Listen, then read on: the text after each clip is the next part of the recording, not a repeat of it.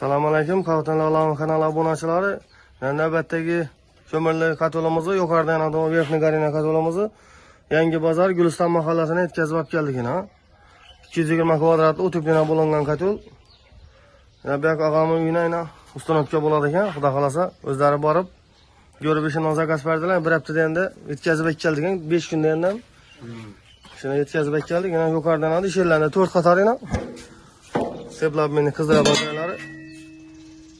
Shuna tozalanadi. Şeybirine kapaklarına soylanadi yana. Şenna 30-25 yıl kömür sig'adi. 8 saatdan bir sutka oynab turadi. Uyni temperaturasini yatakdan chiqarilganına bog'liq. Ventilatorlarni ishlatib ko'rsatdik yana, ishlab turibdi. Tozaligi joyi. Buni pulini keladigan bo'lsak 8 million 600 ming so'm bu o'tibdan bo'lingani, o'tibdan bo'linmagani 7 million 400 ming so'm. Yani shuning ichida yetkazib keldik. Kaçta nömerler çıkarıp koyamız ki, shuni katol kerak bo'lsa bemalol chiqarasizlar. Xudo xolasa yetkazib beramiz. Sog' salomat bo'lasizlar.